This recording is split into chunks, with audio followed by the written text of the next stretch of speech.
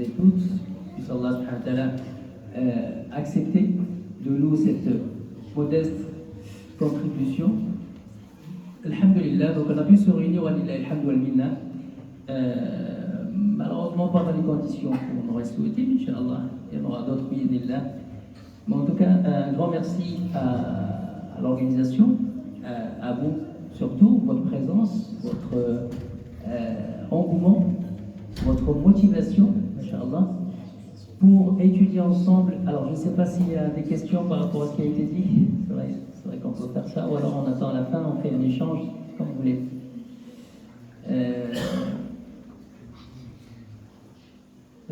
Comme vous voulez, soit on laisse à la fin, question-réponse, on enchaîne comme ça. Et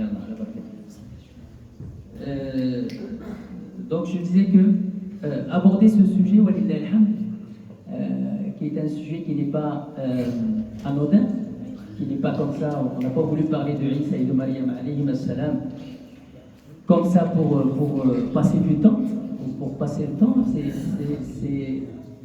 C'est un sujet qui est d'actualité, lié donc à la foi chrétienne certes, mais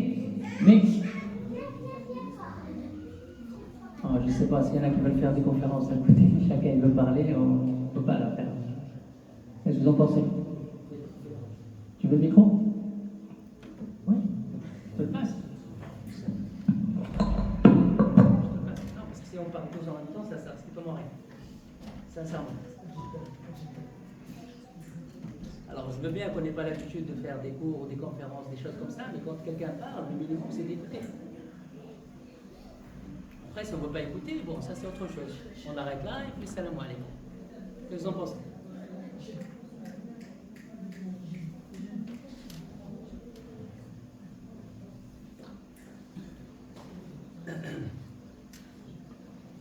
Donc, aborder ce sujet très important qui est lié à l'actualité, un événement historique important qui ne concerne pas que les chrétiens, mais aussi les musulmans.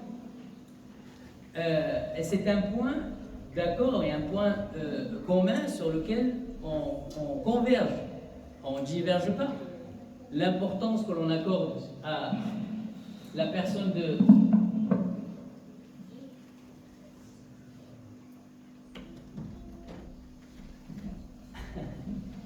à cette femme vertueuse, à cette femme pure qui est Maryam alayhi salam, ainsi qu'à son fils Isa alayhi salam, que la paix soit sur eux, et bien évidemment qui a été éternel, qui est devenu éternel à travers le Coran al-Karim.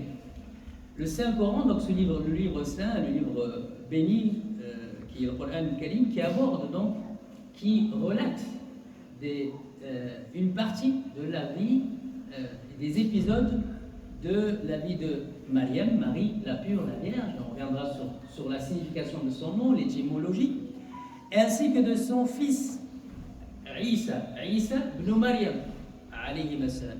Isa, donc Jésus, fils de Marie, que la paix soit sur eux deux, ainsi que sur tous les prophètes et les envoyés.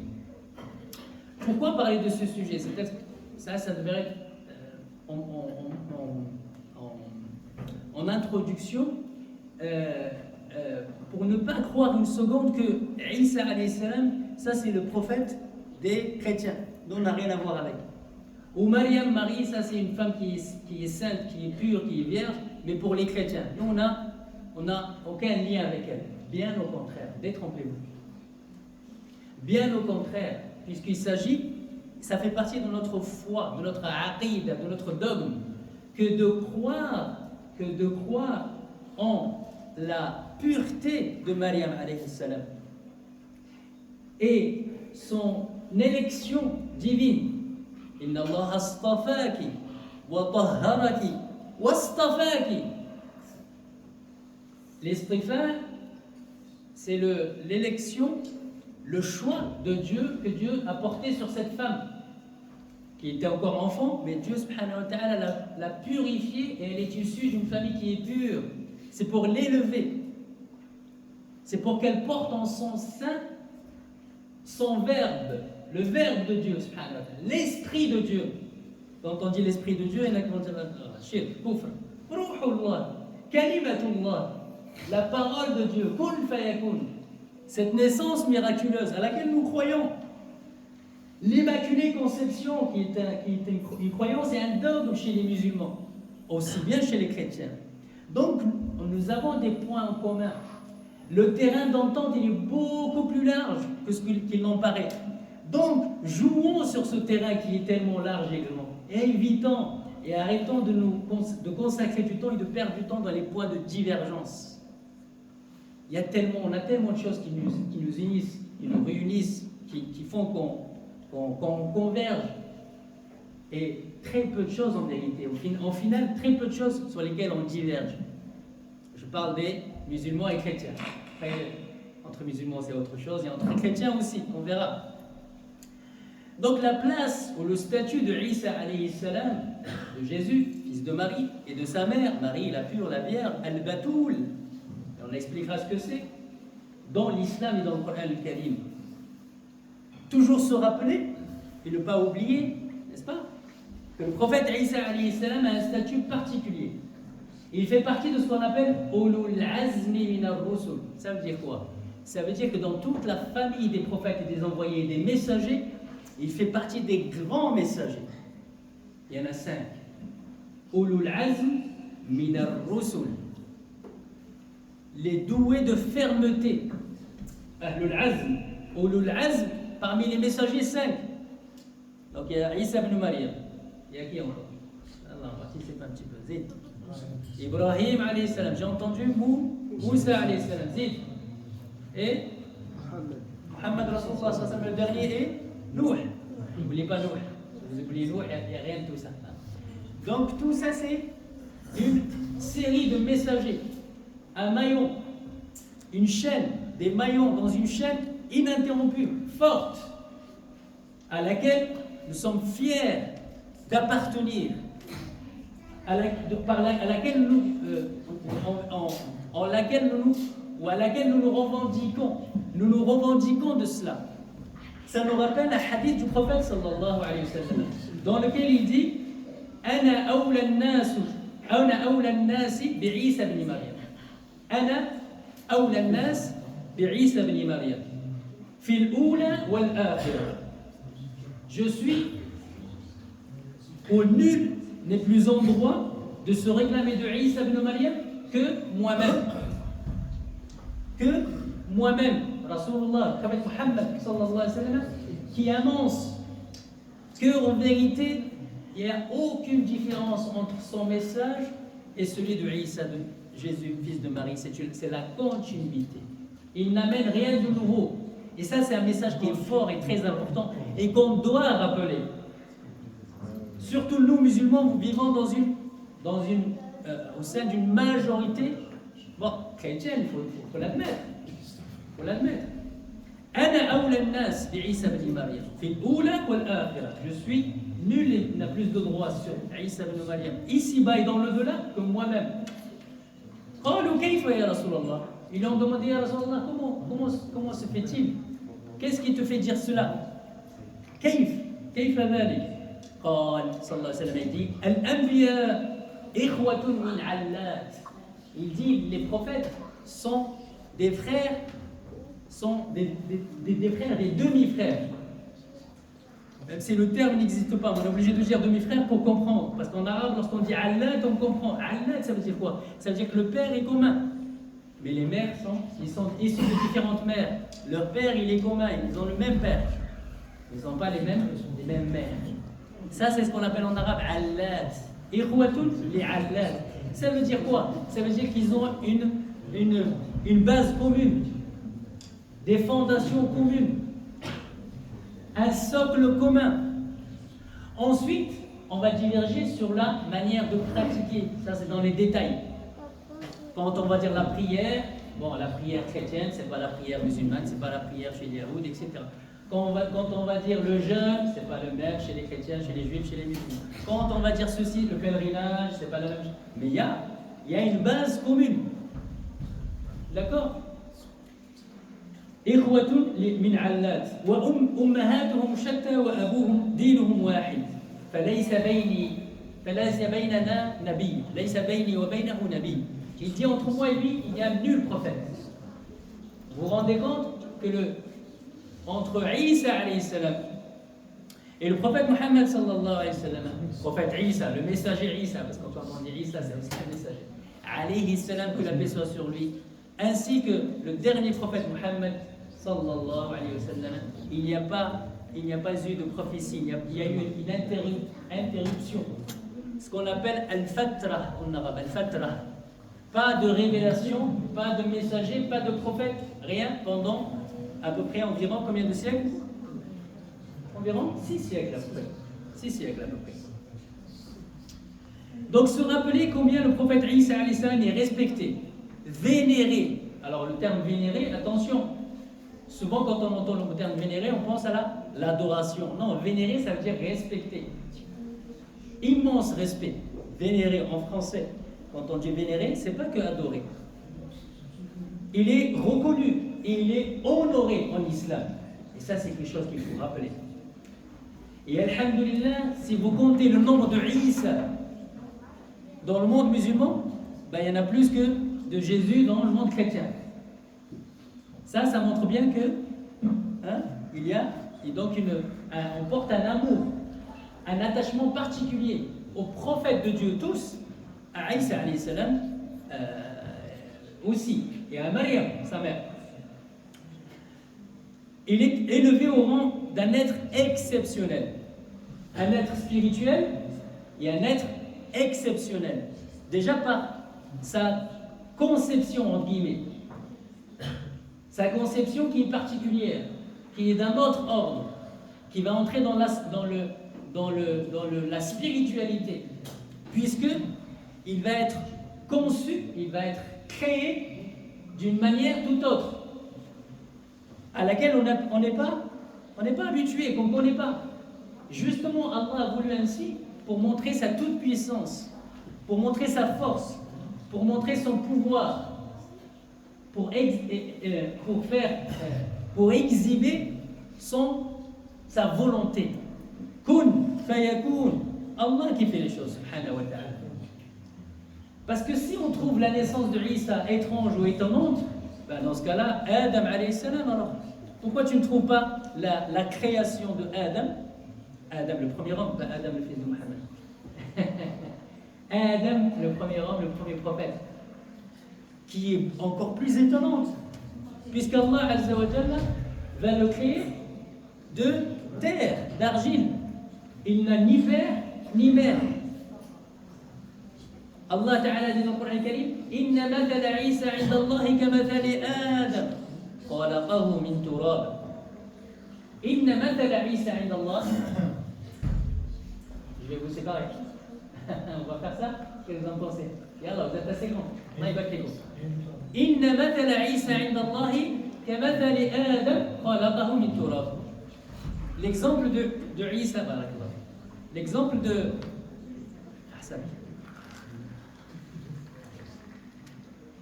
l'exemple de Isa est exactement le même que celui de Adam, c'est-à-dire qu'il y a un miracle dans la création. Si Allah Azza wa Jalla a créé Adam sans père ni mère, il nous a montré qu'il peut faire cela donc sans père ni mère. Hawa, donc Ève, elle a un père entre guillemets, elle a une origine qui est Adam, l'homme, premier homme qui est Adam, mais elle n'a pas de mère. Et bien Isa alayhi salam, il a une mère. Barakallahu fik. Il a une mère. Et qui est son père du coup? Isa alayhi salam, il a une mère, elle s'appelle Maryam. Qui est son père du coup?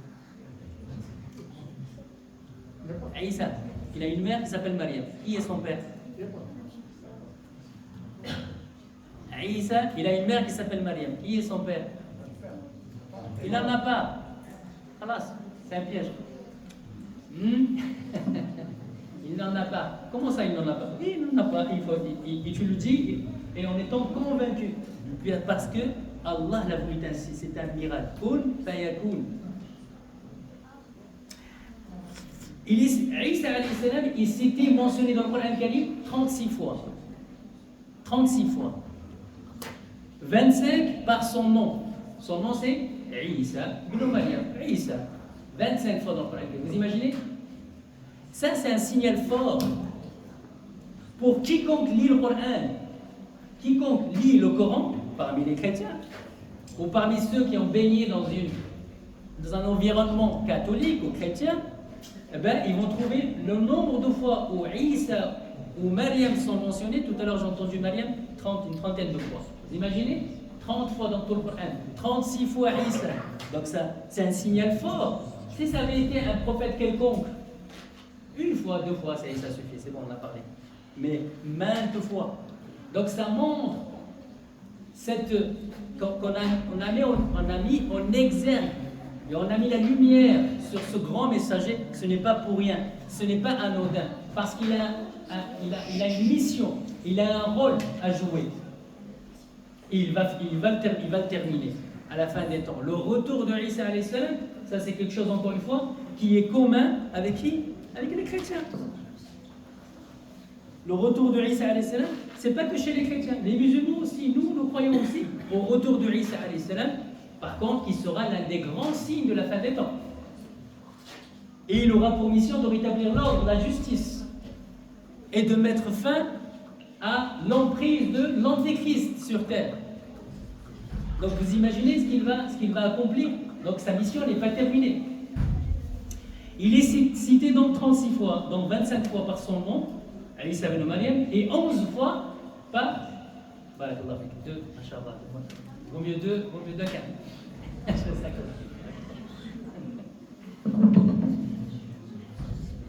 11 fois donc par Al-Masih. 11 fois avec ce qualificatif.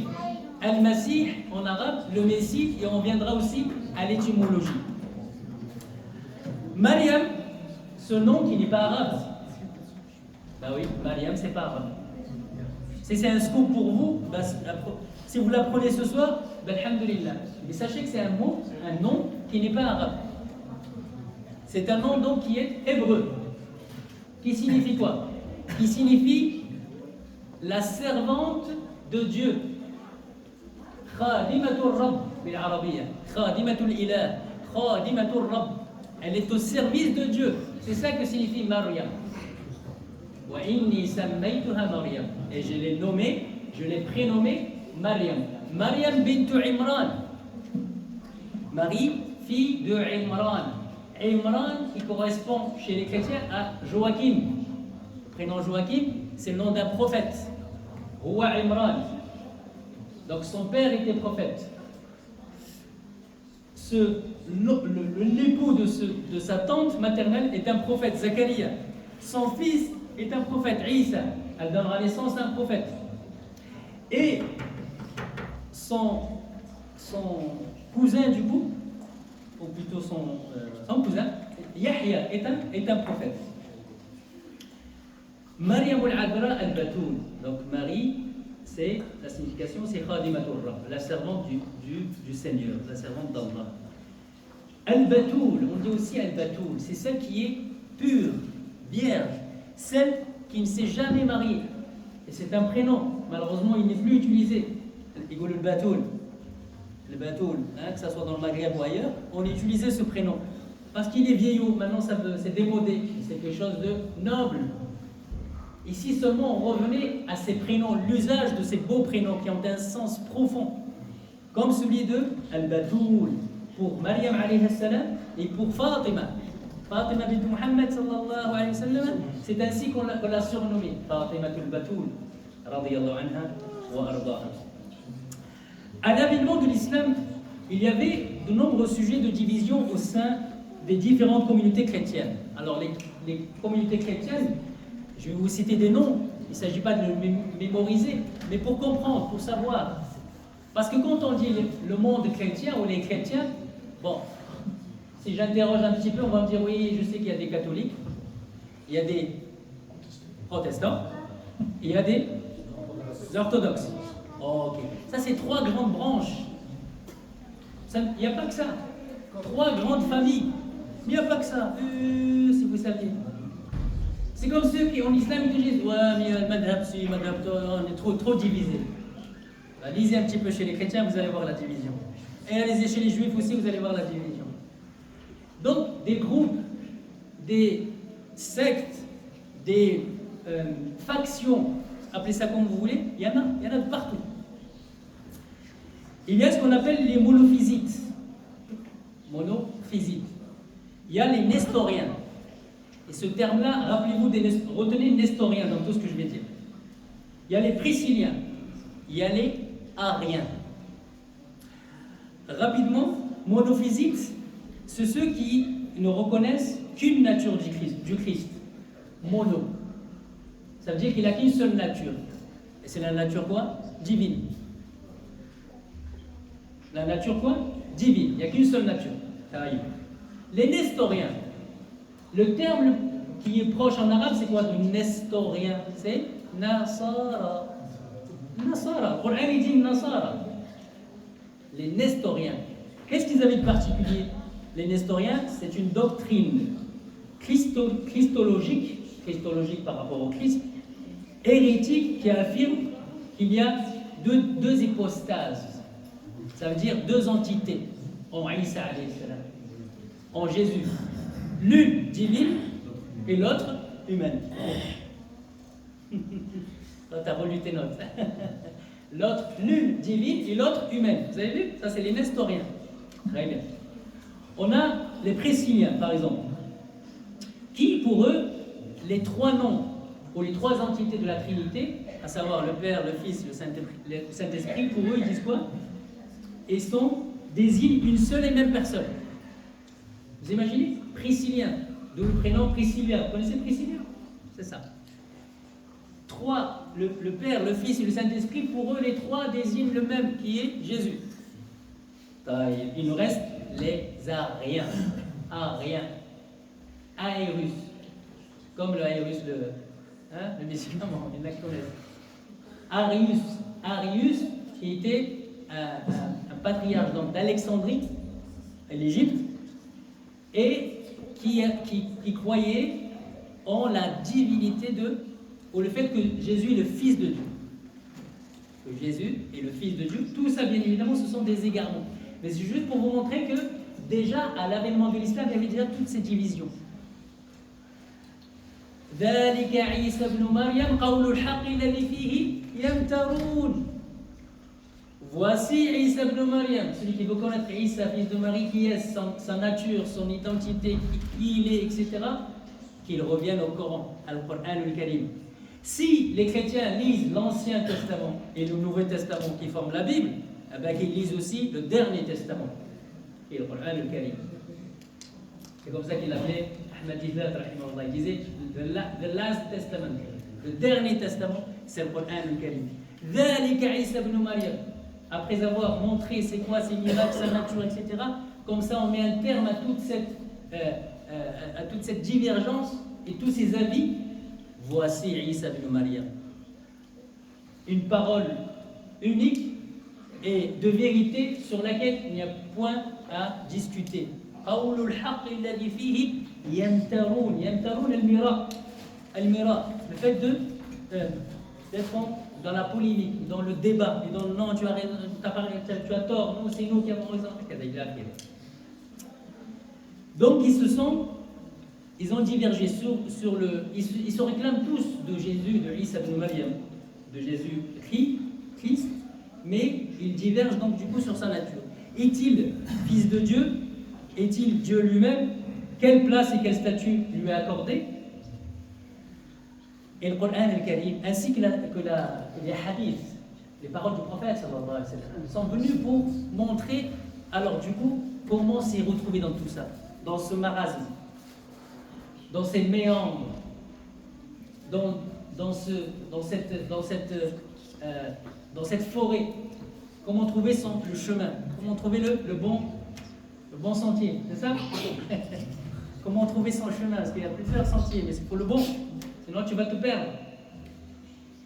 On a à travers la Sira Nabouya, donc la vie du prophète sallallahu alayhi wa sallam, deux événements majeurs qui sont très importants et qui sont étroitement liés à la personne de Isa ou au christianisme.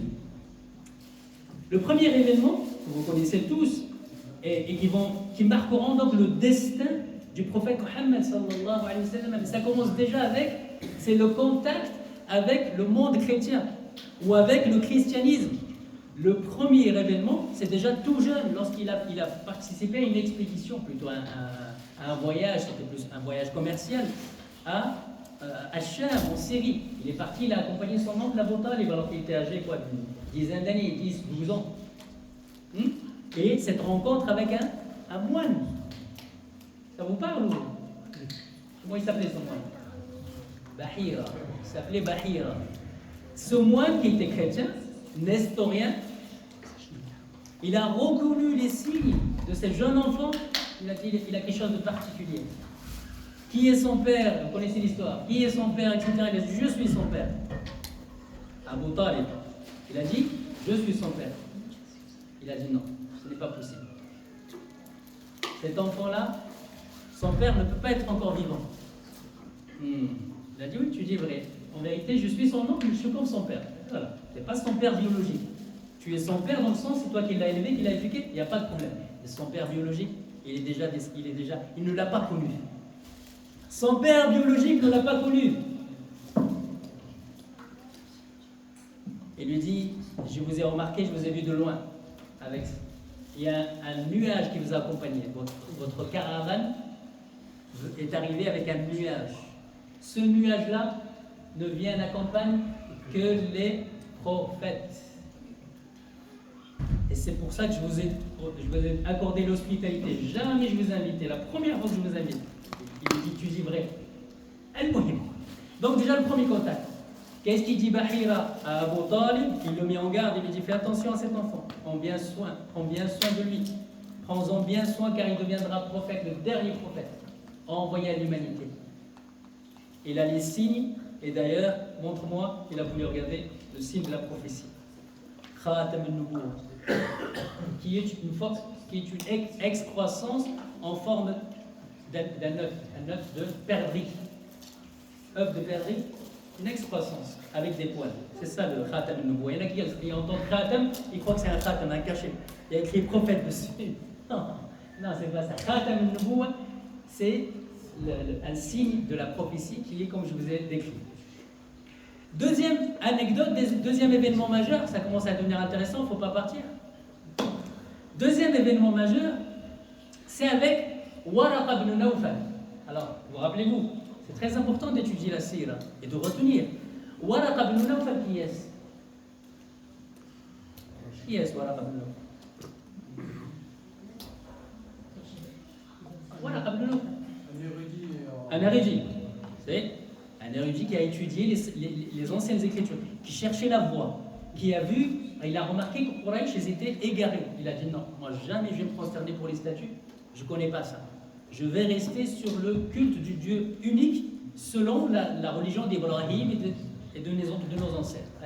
Exactement. Waraqa ibn Nawfal, c'était un parent proche de Khadija bint Khuwaylid. D'accord? Comme un oncle. Khadija bint Khuwaylid, l'épouse du prophète sallallahu alayhi wa sallam, lorsque le Nabi sallallahu alayhi wa sallam a reçu la révélation, il est descendu et elle l'a rassuré, elle lui a dit des paroles donc bienveillantes, elle l'a confirmé, elle l'a conforté dans ce qu'il a vu, pas lui a dit t'as eu une insolation, hein, ou je crois que t'es possédé, ou hein, on va voir quel raqi, je connais un très bon raqi à Ain Shok, on va aller le voir, Casablanca, on va te réciter. Hein? Je dis ça pour plaisanter, mais aussi, en même temps pour passer des messages. Dès que vous avez quelqu'un qui va mal, ou qui crie, ou qui commence à être hystérique, c'est pas parce qu'il a genou, je sais pas quoi. C'est un problème psychologique. Donc arrêtez avec les raqis, avec les trucs comme ça. Vous ne faites qu'empirer les choses. Al-Muhim. Waraqa ibn Nawfal, il va rencontrer le prophète Mohammed sallallahu alayhi wa sallam, qui n'a pas encore le statut officiel de prophète, mais il va l'interroger. Qu'est-ce que tu as vu, comment ça s'est passé, etc. Et il va confirmer. Il va lui dire, tu as eu la révélation. C'est l'ange Jibril qui est venu te voir, tout comme il est venu voir Moussa, Moïse, tout comme il est venu voir Isa, Jésus. Pareil, vous avez reçu, tu as eu le même ange. Tu as reçu la révélation de la part du même ange Jibril. Plus tard, encore un autre contact, un autre échange. Et ça, c'est très important. C'est ça qu'il faut retenir dans la sira. Plus tard, lorsque la mission prophétique, lorsque le Nabi sallallahu alayhi wa sallam sera investi de sa mission, son apostolat, on appelle ça, Nubuwwa al-Bi'tha, à un moment donné, les musulmans, ils étaient persécutés. N'est-ce pas? Ils étaient persécutés. Ça veut dire qu'on les cherchait partout et on les massacrait. On les châtiait. On les martyrisait. Pourquoi? Du fait qu'ils sont musulmans. Du fait qu'ils soient différents des Quraysh, au niveau de la croyance, de leurs dogmes, de leurs habitudes. Donc, le Nabi sallallahu alayhi wa sallam, le prophète Mohammed sallallahu alayhi wa sallam, il ne peut rien faire pour eux, il ne peut pas les défendre, il ne va pas déclencher une guerre, elle est perdue d'avance. Donc, il leur propose quoi? D'émigrer, de partir. D'émigrer où? Parce qu'il y en a qui nous disent le hijra, le hijra, le hijra. Oui, je veux bien. Hein? Il leur dit le hijra où? Al-Habasha, en Abyssinie. Abyssinie quoi? Terre d'islam? Terre chrétienne. Ah, mais pourquoi il leur dit Abyssinie, terre chrétienne? Il sait très bien que c'est une terre chrétienne. Mais pourquoi il leur dit allez-y en Abyssinie? Il y a un roi chrétien. Qu'est-ce qu'il a de particulier ce roi chrétien? Il donne les allocations familiales, là, il paye le 4e enfant, il donne la prime de Noël. Qu'est-ce qu'il... Hein? Il est juste, il est équitable. C'est ça qui compte. Arrêtez avec hijra, hijra, hijra. Là où tu es, où tu pratiques alhamdoulilah ta religion, où tu peux te réunir jusqu'à 21h, 22h, personne ne va te dire où est-ce que tu étais, qu'est-ce que tu fais, pourquoi tu pratiques l'islam, pourquoi tu fais ci ou cela. Du moment où il y a la justice, l'équité, tes droits sont préservés, sont maintenus, tu dois te battre pour tes droits. Mais tu as des devoirs aussi. C'est bien beau de réclamer ces droits, mais s'acquitter de ces devoirs. Et nous avons un devoir. En tant que musulmans, en tant que citoyens, nous avons des devoirs. L'un de nos devoirs, c'est le fait c'est l'honnêteté, la probité. Parce qu'il y en a qui croient que j'ai des devoirs, il va nous dire de respecter les lois, avance, avance. On ne parle même pas de ça. Respecte le feu rouge, ne brûle pas, qu'est-ce qu'il ne fait pas ça, ne vole pas. Ça c'est l'honnêteté, la probité. Quand tu déclares, tu as travaillé, tu n'as pas travaillé, je n'ai pas travaillé, tu as travaillé au black. Ça c'est musulman? Billahi alayk. Billahi alayk. Après tu me l'as joué, non, tu sais, c'est des koufars, c'est des machins. Est-ce que ça c'est le comportement d'un musulman digne? C'est tout. Donc c'est même pas la peine de parler, on discute même pas. Donc à un moment donné, il faut être cohérent avec ce qu'on est et ce qu'on dit. Très bien. Donc en Abyssinie, le Nabi sallallahu alayhi wa sallam invite les musulmans à quitter Mecca, qui est hostile, qui va être fatal aux premiers croyants. Ils ne vont pas s'épanouir, ils vont être persécutés, il est en train de les voir mourir l'un après l'autre, et surtout qu'il ne peut rien faire. Donc il a une alternative. Il faut proposer quelque chose. Tu ne peux pas rester comme ça, les bras croisés, et dire Ya Rab, que ça se passe. Ya Rab, que ça se passe bien, oui, mais fais les causes.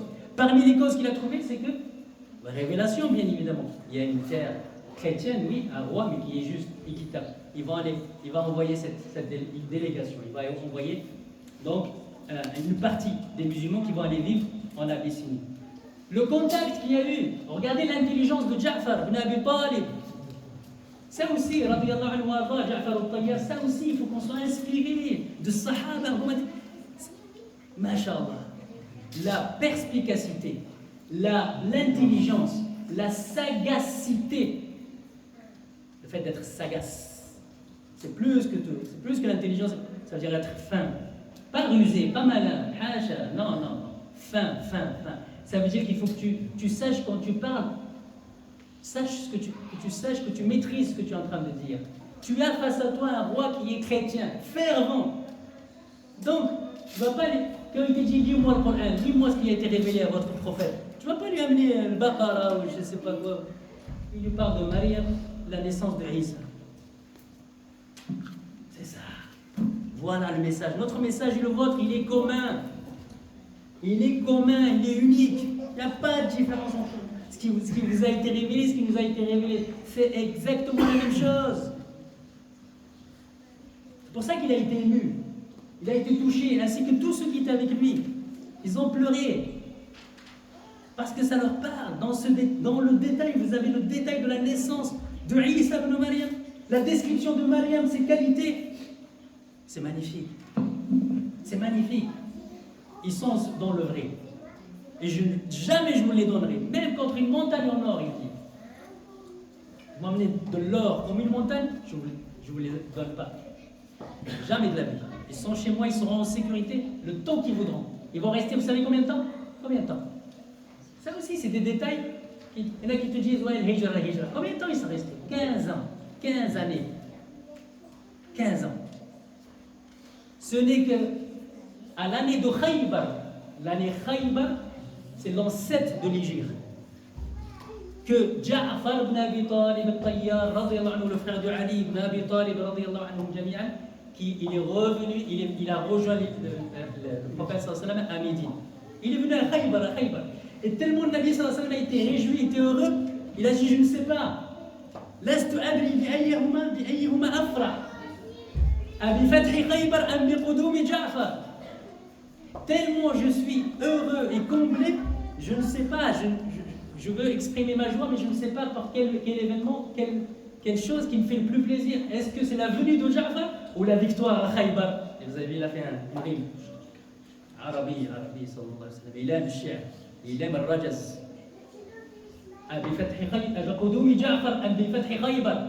Les deux font plaisir. Hein? Les deux font plaisir.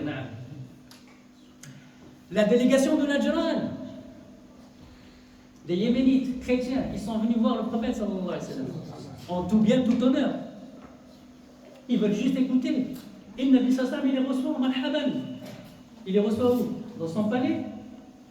Dans sa suite? À le masjid. Il n'a que le masjid, Rasulullah sallallahu alayhi wa sallam, il n'a que le masjid. Il les a reçus où? À la mosquée. D'accord, bon, jusqu'ici tout va bien. Et qu'est-ce qu'ils font? Et ils les invitent. Installez-vous. Oui? À un moment donné, c'était l'office, c'était la messe. Ils ont dit, on a envie de faire la prière, c'est l'heure de notre prière. Ah, ils leur disent, non, jamais de la vie. Ça, c'est une mosquée, vous allez dehors. Qu'est-ce qu'il leur a dit comme ça, le Nabi? Jamais de la vie. Qu'est-ce qu'il leur a dit, pour votre avis? Ils ont fait où la messe? Il a dit, il n'y a pas mieux qu'ici. Il n'y a pas plus pur que cet endroit.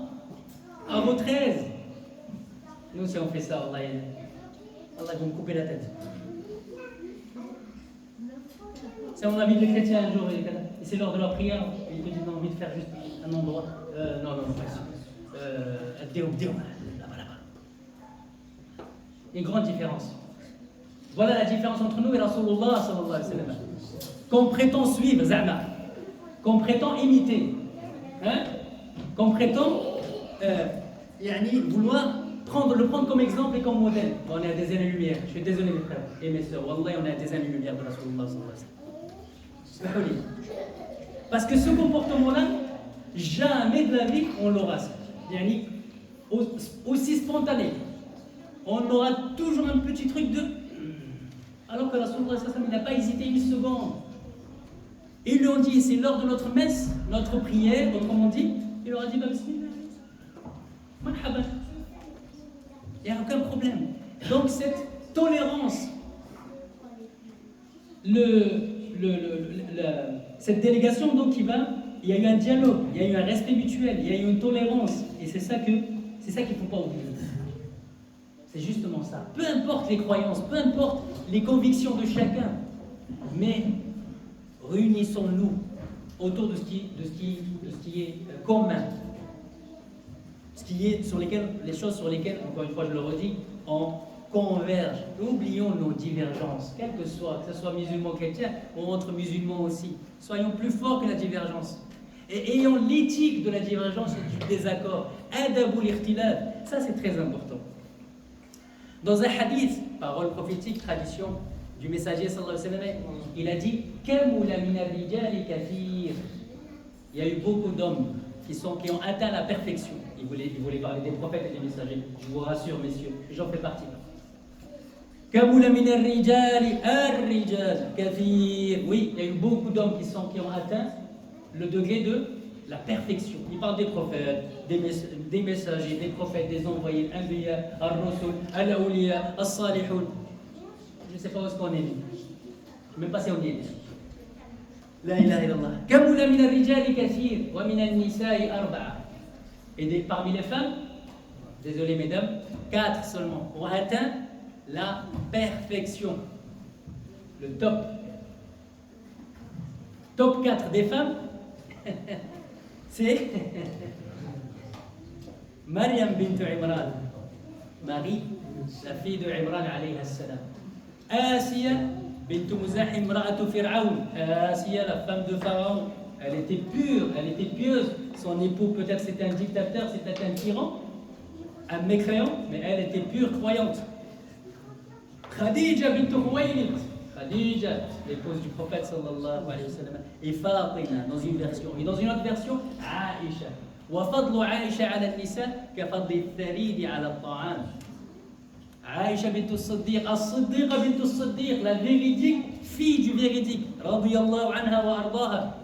Il a dit quoi sallallahu alayhi wa sallam à son propos? Il dit, son mérite, c'est comme lorsque tu mets tharid, tharid, ce plat-là qu'on dit c'est pour les pauvres.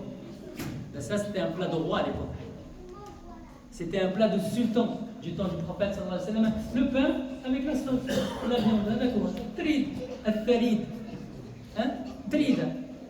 Al-tharid. Il dit c'est comme al-tharid sur le reste de la nourriture. C'est qu'aujourd'hui on ne parle plus de tharid. Aujourd'hui on parle de bishmi, kebab, kada. Tacos pour les gens. Tacos double cheese, 4 viandes, je ne sais pas quoi. C'est ça. Dans Surat Maryam, la numéro 19, que notre sœur Rosanna a commenté, elle a évoqué tout à l'heure, on retrouve quelques éléments similaires et proches avec le christianisme. D'accord? Chez les chrétiens, il y a quelque chose qui s'appelle l'annonciation. L'annonciation, ça s'appelle comment? Comment? Comme ça, j'ai le temps de raconter. Annonciation. C'est quoi annonciation? Annonciation. Annoncer, exactement. C'est une annonce. C'est une annonce téléphonique, une annonce comme ça. Ting, ting, ting. Non. C'est une annonce divine. Allah Azza wa Jalla a envoyé Jibril. فأرسلنا إليها روحنا فتمثل لها بشرا سويا. Allah Azza wa Jalla lui a envoyé Ruhana, notre esprit. Notre esprit, ça veut dire le Saint-Esprit. Jibril, Gabriel, cet ange, cet archange, qui a pris la plus belle forme humaine pour venir annoncer la bonne nouvelle à Maryam. C'est quoi, c'est du café? Café, il ouvre à 6 heures. Il est venu lui annoncer donc cette bonne nouvelle. Anna Allah yubashiruki. Yubashiruki. Il t'annonce la bonne nouvelle. De la naissance d'un enfant, tu vas porter un enfant. Anna yakunu li ghulam. Wa lam yamsasni basharun wa lam aku baghiya. Comment pourrais-je avoir un enfant? Comme il a été dit tout à l'heure, alors que je ne suis pas une femme de mauvaise mœurs.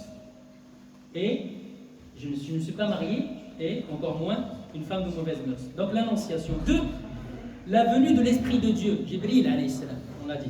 3, la conception virginale de Jésus alayhi salam. Ce qu'on appelle l'immaculée conception. L'immaculée conception. Immaculée, c'est quoi immaculée? Les francophones ou là, les lusophones, ou là, vous êtes quoi? On parle en français, même en français on ne comprend pas les mots. Immaculé, c'est quoi immaculé? Pas parfait, non? Un blanc éclatant. Exactement, exactement. Quand on dit une blancheur éclatante, c'est immaculé. On dit noir ébène. Noir ébène, couleur. Eh bien pour le blanc, on dit un blanc immaculé. Un blanc immaculé. Immaculée conception. Yani, c'est quoi? C'est quoi ce concept? Ça veut dire que Maryam alayhi salam elle a porté Isa alayhi salam sans qu'il y ait aucun contact. والتي أحصنت فرجها فنفخنا فيه من روحنا وصدقت بكلمات ربها وكتابه وكانت من القانتين وكتابه وكتبه. N'allez pas trop vite, parce qu'elle va me dire وكتبه وكتابه قراءتان. Et celle, et rappelle-leur celle qui était pure. أحصنت فرجها, ça veut dire qu'elle n'a pas commis ni zina, la fornication, elle ne connaît pas. Elle ne fréquente personne. Elle est pure et elle se préserve et elle est chaste, pudique. والتي أحصنت فرجها فنفخنا فيه من روحنا. Et nous avons insufflé, ça veut dire qu'on y a mis la vie en son sein, dans son ventre. فنفخنا فيه من روحنا وصدقت بكلمات ربها وكتابه. Elle a cru au message de son Seigneur et en son livre, ça c'est une qira'a, et en ses livres. Et en ses livres. Kitabihi, dans une qira'a, wa kutubihi, les livres, parce que les livres célestes révélés, Torah, Évangile, etc. Wa kanat min al-qanitin, et elle fut du nombre des qanitin, c'est ceux qui sont les pieux, donc ceux qui sont ceux qui se recueillent, ceux qui sont dans le recueillement et dans la méditation. Al-Qunut, Qanitin. Ainsi que d'autres éléments coraniques, comme le fait que Isa alayhi salam parle dès sa naissance, il innocente sa mère, Maryam alayhi salam. La mission de Isa alayhi salam, je vais bientôt terminer, la mission de Isa alayhi salam se résume en quoi? Isa alayhi salam, il a été envoyé à qui? Aux enfants d'Israël, aux fils d'Israël, à Bani Israël. Il n'a pas une mission dite internationale ou une mission mondiale, là. Et il a été envoyé spécifiquement pour les Bani Israël, pour montrer leur exagération, leur égarement, leur déviance. Il faut les rappeler au culte d'un Dieu unique, avec droiture, avec équité, avec justice, et de transmettre le vrai message. Avec le bayinat, avec des preuves, avec des miracles. Donc on a vu qu'il parle à sa naissance, il parle au berceau, il vivifie l'oiseau, il donne la vie, il prend un tas de terre, qu'il façonne, à laquelle il donne une forme d'un oiseau, et par la permission de Dieu, il dit envole-toi, il s'envole, il devient un oiseau. فَيَكُونُ طَائِرًا بِإِذْنِ اللَّهِ. Et il a été envoyé aux enfants d'Israël pour confirmer la Torah, et il a supprimé certains interdits, et il annonce la venue du dernier messager, du dernier prophète, Ahmad, Muhammad, sallallahu alayhi wa sallam. Un petit bonus. Isa alayhi salam, si vous remarquez bien, ces miracles, ils sont liés à quoi? Rappelez un petit peu les miracles de Isa alayhi salam. Yuhyi al-Mawta. Il ressuscite les morts, par la permission de Dieu, à chaque fois. Et il guérit l'aveugle-né et le lépreux, par la permission de Dieu. Il a parlé à la naissance et au berceau, par la permission de Dieu, subhanahu wa ta'ala. Tout ça, c'est Allah azza wa jalla qui l'a permis. Et la table servie, et descendre une table de toutes sortes de fruits, de fruits, de mets, de gâteaux et de desserts, de tout ce que vous voulez, masha'Allah. Et de boissons, elle vient du ciel, elle descend, elle là. Tout ça, ce sont des miracles. Moussa alayhi salam, ces miracles, c'est quoi? Ils sont tous liés au bâton, à un bâton qui va se transformer en serpent, à un bâton avec lequel il va ouvrir la mer en 12, même pas en 2, 12. Vous avez trop regardé le film. Il faut lire les vrais textes. 12, ils étaient 12, ils n'étaient pas deux tribus, 12 tribus des Bani Israël. Al-Muhim la alayna. Retournez aux commentaires, les exégètes. Et le Nabi sallallahu alayhi wa sallam, Muhammad sallallahu alayhi wa sallam, son miracle c'est quoi? C'est le Coran al-Karim. Le fait que l'eau qui jaillit entre ses doigts, etc., etc. Mais son miracle qui perdure, qui est là, qui est toujours là, et lu, mémorisé et respecté et honoré par les musulmans, c'est le Coran al-Karim. Si vous regardez bien, Al-Nabi sallallahu alayhi wa sallam, par rapport à son miracle, c'était le défi de son temps, le défi de son époque, la langue arabe, l'éloquence, la poésie, la rhétorique, les figures de style, d'accord, l'expression orale, ok. Donc il y avait tout ça. Les Arabes maîtrisaient la langue. Et le Coran Karim, il est venu pour les défis. De la part d'eux, il n'est pas poète.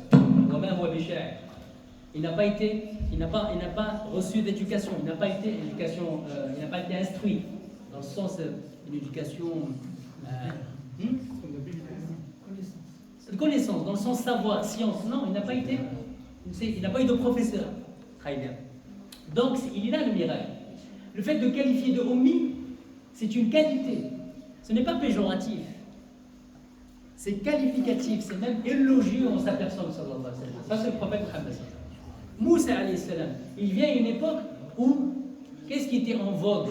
C'est quoi qui était maîtrisé? C'est quoi l'art de quoi? De la sorcellerie, la magie, l'illusion.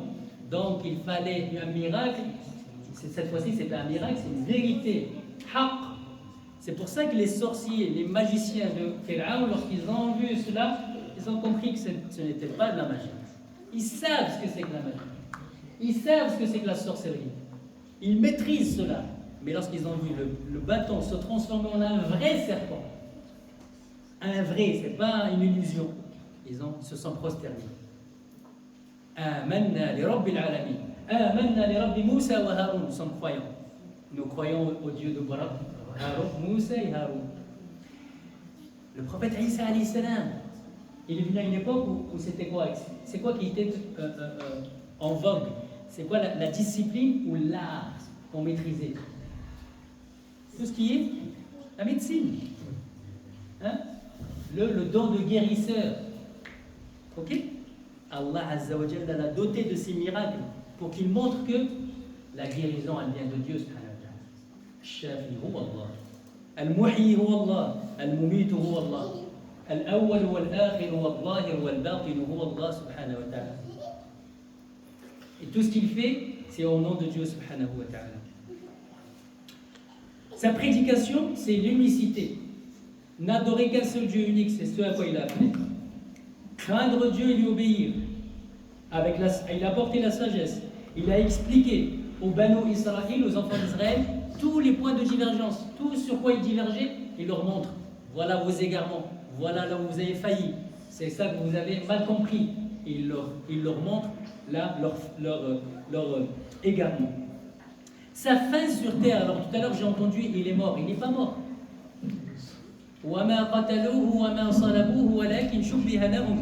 Ils ne l'ont ni tué, ni crucifié, mais c'était un faux semblant. Malheureusement, le temps ne nous permet pas de développer, mais juste pour comprendre qu'il a eu une fin sur terre, c'est-à-dire qu'Allah subhanahu wa ta'ala, il en a fait quoi du coup de Isa alayhi salam? Il l'a élevé, il l'a repris, il l'a élevé, vivant. Naam. Comment il vit, comment il mange, comment il boit? Allah subhanahu wa ta'ala. Je vous ai dit que c'était un être exceptionnel, spirituel.